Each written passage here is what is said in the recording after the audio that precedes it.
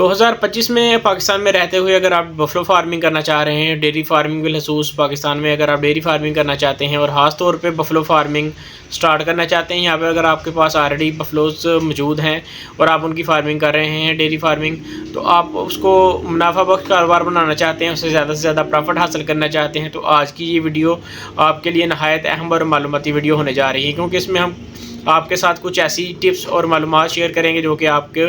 इल्म में और आपके कारोबार में मुनाफा बख्श कारोबार बनाने में अहम किरदार अदा करेगा। तो सबसे पहले मैं आपसे रिक्वेस्ट करूंगा, अगर आप नए हैं तो हमारे चैनल को सब्सक्राइब कर लें और बेल आइकन के बटन को दबा लें ताकि तमाम नई आने वाली वीडियोज़ आप तक बर वक्त पहुँच सके। और इसके अलावा चैनल पर 70 के करीब वीडियोज़ हैं जो कि फार्मर्स के लिए नहायत अहम और मालूमाती वीडियोज़ हैं। आप उन वीडियो को भी देख सकते हैं और अपने करीबी फार्मर्स को भी शेयर करें ताकि वो भी वीडियोज़ को देखें और उनका भी फ़ायदा हो सके। तो वक्त को ज़ाया किए बगैर ही अपने टॉपिक की तरफ वापस आएंगे और बात करेंगे बफलो फार्मिंग पे। सबसे पहले सिलेक्शन पे कि अगर आपने कोई जानवर खरीदना है तो आपने सबसे पहले कौन सा जानवर कैसे सेलेक्ट करना है। तो बफलो फार्मिंग में सबसे पहले जब आप जानवर सेलेक्ट करेंगे किसी मार्केट से, मंडी से या किसी डेरे पे, तो आपने सबसे पहले ये कोशिश करनी है कि जो जानवर है वो सेहतमंद हो और बिल्कुल जवान हो, पहला या दूसरा सुबह उसका हो, उससे ज़्यादा बूढ़ा जानवर ना हो, क्योंकि आपने जब फार्मिंग स्टार्ट करनी है तो आपने जो प्लान आप लेके चल रहे हैं वो लॉन्ग टर्म का है। उससे आपने जो जानवर खरीदना है उससे 2-4 सुबह लाजमी लेने हैं। तो इसलिए जानवर खरीदते वक्त आपने कोशिश करनी है कि जानवर जवान हो, खूबसूरत हो और कद काठ उसका अच्छा हो, जो उसके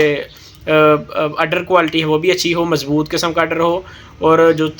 थन के साइज़ हैं वो भी बिल्कुल पूरा मुट्ठी साइज़ हो। कोशिश आपने ये करनी है। और जानवर खरीदते वक्त कोशिश करनी है कि महंगा जानवर खरीद लें, बजाय इससे कि जो जानवर कमज़ोर है, जिसके थन और अडर में भी फ़र्क है, वो जानवर खरीदने की बजाय आपने कोशिश करनी है कि जानवर चाहे महंगा हो लेकिन अच्छा ज़रूर होना चाहिए और नीली रवि का ही होना चाहिए। और इसके बाद अगर बात करेंगे जानवर खरीद लिया आपने 2 या 4 या 6 जितने भी आपने खरीदनी है वो खरीद लिए। इसके बाद जो आपने फार्म या हवेली जो डिज़ाइन आपने करनी है वो इस तरह की करनी है कि वहाँ पर एक तो जो जिस जगह पर जानवर बांधने हैं, रहने हैं, वो जगह बिल्कुल आपने शेड बनाना है, हवादार हो, उसमें हवा का क्रॉसिंग होती रहे, हवा की क्रॉसिंग होती रहे ताकि जानवरों का टेम्परेचर ज़्यादा होने की वजह से वो हीट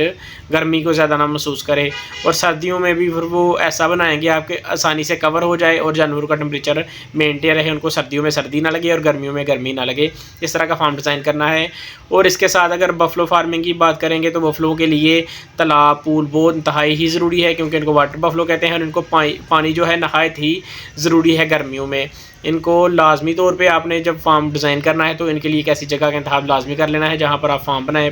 फार्म के साथ पूल लाजमी बनाएं जहाँ पर जानवर आपके जाएं और अपना टेम्परेचर पानी में बैठ के मेंटेन करें, और जिसकी वजह से जानवर की सेहत भी अच्छी होगी और जानवर की दूध की क्वालिटी भी, दूध की जो क्वांटिटी है वो भी बढ़ेगी। और इसके बाद अब बात करेंगे बफलो की खुराक की। तो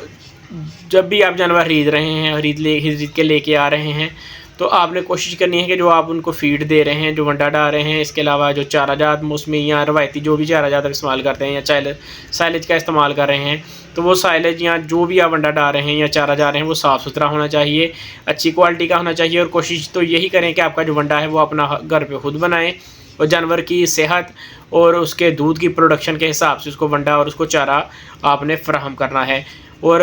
हमारे जो आम तरीक़ाकार जो हम अपनाते हैं और जानवर को सिर्फ सुबह और शाम के टाइम ही चारा डालते हैं, इसके अलावा सारा दिन भी उसको साइड पे बांध देते हैं और रात को भी वो सारा साइड पे ही बैठा रहता है। तो आपने कोशिश इस तरह की करनी है कि कम अज़ कम जानवर को सारी रात भी चारा मैसर हो उसके सामने और सुबह और शाम को भी मैसर हो। अगर दिन को आप मैसर नहीं उसको कर सकते तो फिर कोई बात नहीं, लेकिन आपने कोशिश ये करनी है कि रात को गर्मियों में जानवर ज़्यादा चारा खाता है और वो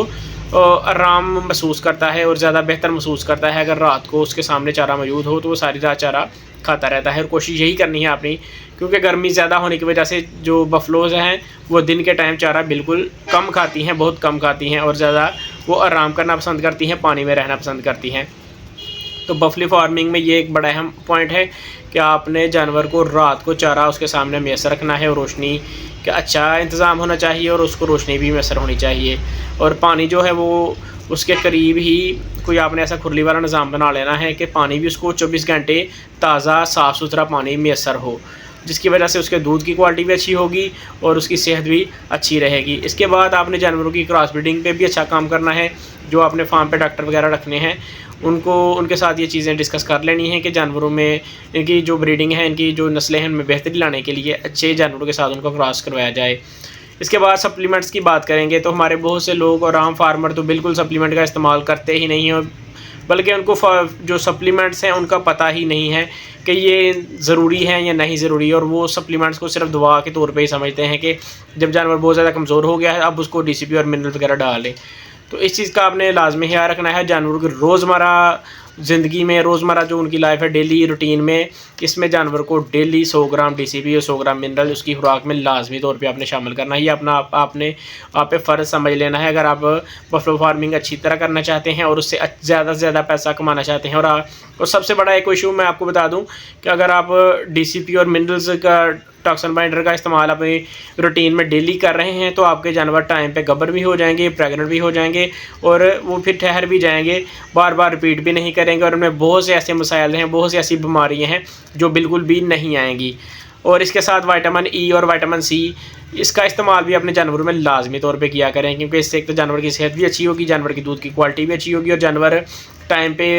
फिर वही बात है प्रेग्नेंट भी हो जाएंगे और फिर वो ठहर भी जाएंगे, तो आपके सुबह मिस नहीं करेंगे, दूध की जो एवरेज है वो भी ठीक रहेगी उनकी। इसके अलावा टॉक्सिन बाइंडर की बात होगी कि आपने टॉक्सिन बाइंडर, DCP और मिनरल लाजमी तौर पर खुराक में शामिल करना है 100 ग्राम।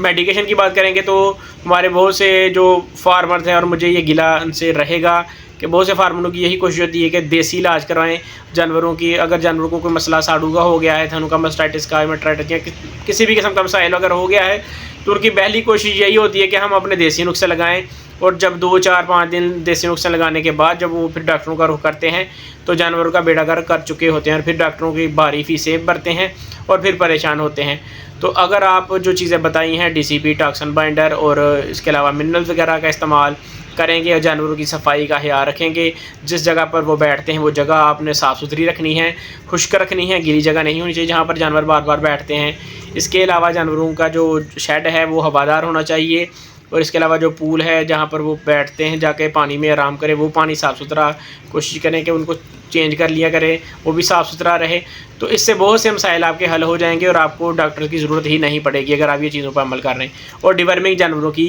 टाइमली आपको अगर करें, हर 3 माह 4 माह बाद डिवर्मिंग कर दें, तो फिर भी आपको ये मसले मसाइल नहीं आएंगे। और जो बात करें अगर वनडे के फार्मूले की, तो हमारे चैनल पर वीडियोस मौजूद है वनडे के फार्मूले की, और डिवर्मिंग के भी वीडियोस मौजूद है। इसमें हमने बताया हुआ है कि डिवर्मिंग कितनी ज़रूरी है जानवरों के लिए।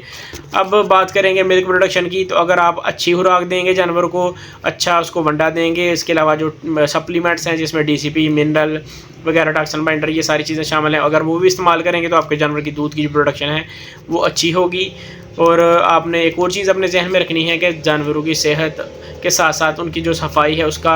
ज़्यादा ख्याल रखना है। अगर सफाई का ज़्यादा ख्याल रखेंगे तो जानवरों में बहुत से मसले मसाइल ऐसे हैं जो बिल्कुल नहीं आएंगे, ख़ास तौर पर मास्टाइटिस वगैरह यानी कि थनों के मसाइल। तो जानवर होता ही थनों की वजह से है, दूध की प्रोडक्शन की वजह से ही होता है। तो अगर आप जानवरों में इन चीज़ों का ख्याल रखेंगे तो जानवरों में थनों के मसाइल बिल्कुल नहीं आएंगे और आपको परेशानी का सामना नहीं करना पड़ेगा। अब अगर बात करेंगे दूध की, क्या दूध कैसे सेल कर रहे हैं, अगर तो आप अपने करीबी घरों महलों में बेच रहे हैं और अच्छे रेट पे बेच रहे हैं, क्योंकि पाकिस्तान में हमेशा से ही भैंस के दूध की डिमांड ज़्यादा रही है, और आम घरों में और महल्ले में या दुकानों पे जो दूध सेल हो रहा है उसका रेट भी अच्छा है। तो 250 से ज़्यादा ही इस वक्त जो रेट चल रहा है ऑलमोस्ट। तो अगर आप इसको मज़ीद बेहतर करना चाहते हैं तो कोशिश करें कि आप अपनी शॉप खुद बना लें। मिल्क की एक यूनिट आपका बन जाएगा, एक वो शॉप बन जाएगी जहाँ पर अपना दूध, दही और मक्खन भी सेल कर सकते हैं। और बेहतर तो यही होगा कि दूध से दही, दही से मक्खन बनाएं, मक्खन से घी को कन्वर्ट करके उस पर लेबलिंग करें, अपना जो ब्रांड है वो लॉन्च करें, और अपने शहर के करीबी इर्द गिर्द के जो आप बेकरीज़ हैं वहाँ पर उनकी सप्लाई वगैरह करें और उनको अवेलेबल करके वहाँ पर अच्छे रेट्स पे आप उसको सेल करेंगे। अगर आपके दूध की क्वालिटी अच्छी है, घी की क्वालिटी अच्छी है, तो फिर इंशाल्लाह आपकी डिमांड भी बनती रहेगी और आपके करीबी जो बेकरीज़ हैं वहाँ पर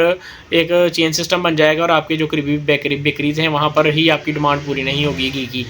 तो एक तो आपका ब्रांड बन जाएगा, लोग आपको जानेंगे ज़्यादा से ज़्यादा। फिर सोशल मीडिया का इस्तेमाल आप लाजमी तौर पे किया करें अपने फार्म पे। अगर आप जानवरों की डेयरी फार्मिंग कर रहे हैं तो आप लाजमी तौर पे अपना चैनल बनाएं,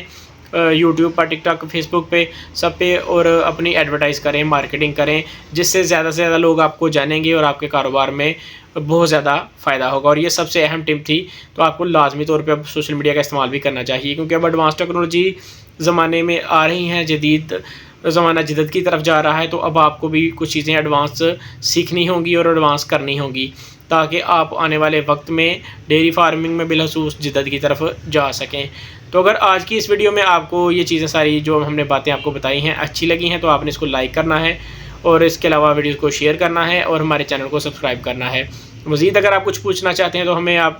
कमेंट बॉक्स में पूछ सकते हैं, और व्हाट्सएप पे भी रब्ता कर सकते हैं। और अगर मज़ीद कुछ बताना चाहते हैं, हमारे नॉलेज में भी इजाफ़ा करना चाहते हैं, तो फिर भी आप हमें कमेंट बॉक्स में बता सकते हैं, और व्हाट्सएप पे भी हमसे रब्ता कर सकते हैं। इंशाल्लाह अगर आपका कोई सवाल होगा तो हम आपको लाजमी उसका जवाब देंगे। तो मिलते हैं नेक्स्ट अगली वीडियो में, तब तक के लिए खुदा हाफिज़।